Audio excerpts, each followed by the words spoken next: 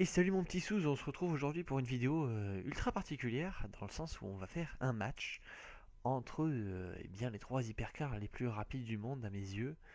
Alors entre la McLaren P1, la Ferrari et la Porsche 918 Spider. Alors pourquoi ces trois-là et pas une Pagani, une Gunther, une Bugatti, une Koenigsegg? Parce que pour moi c'est les plus classiques, hein, c'est les moins exotiques, c'est celles qu'on retrouve le plus sur le marché, entre guillemets, si on peut dire ça comme ça. C'est les marques les plus prestigieuses aujourd'hui qui font ces véhicules-là. Pas que Bugatti ou quoi que ce soit du cacamou, hein, qu'on se le dise, non. Mais c'est quand même les plus connus. Donc on va se faire eh bien, un tour chronométré que j'aurais jugé correct avec chacune de ces trois voitures sur le circuit des Amériques. Alors toutes les voitures seront équipées de la même façon.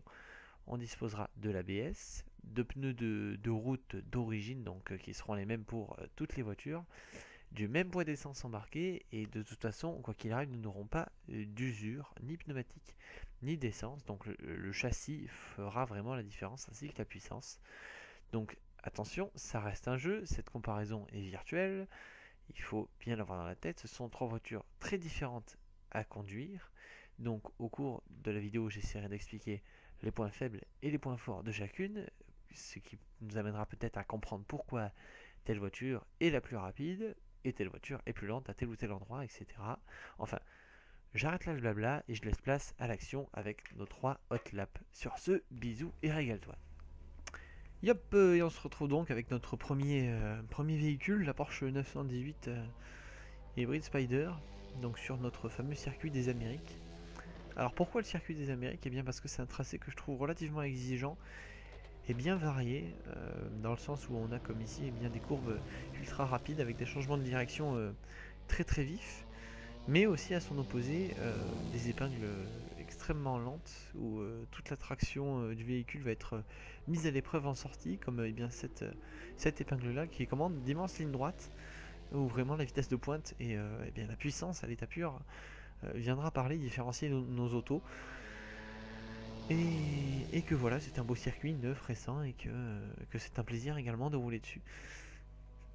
Donc que dire de notre Porsche, si ce n'est que elle fait 1 tonne 734 pour 893 chevaux, un 0 à 100 abattu en 2 secondes 5 et une vitesse de pointe de 344 km/h.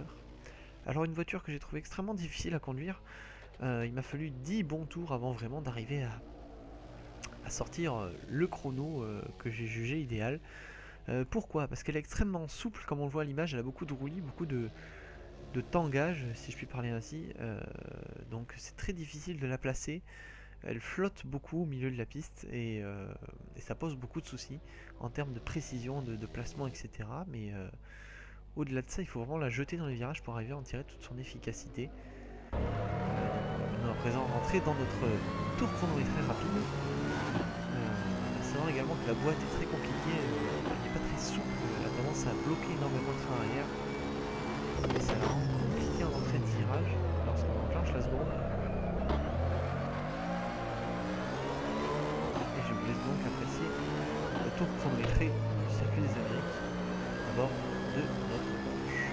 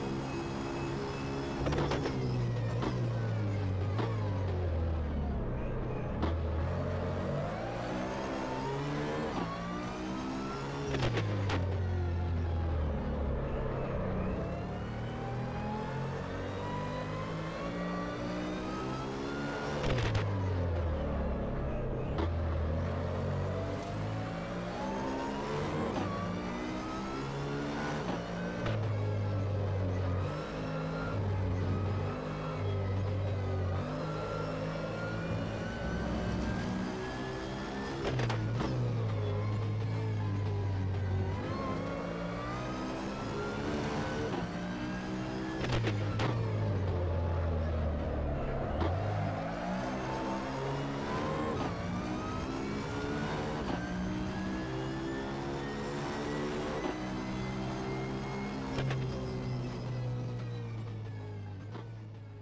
on se retrouve à présent bien avec notre pur sang italien, la Ferrari hein. Donc un petit bijou de quelques 963 chevaux pour une vitesse maximum de 360 km/h et un 0 à 100 abattu également en moins de 3 secondes comme pour la Porsche. Donc une voiture qui dans son comportement est bien plus vif et encore un peu souple pour une hypercar. Une boîte qui est beaucoup plus stable, qui nous délivre de tous les problèmes de petits blocages qu'on retrouvait comme sur notre 918.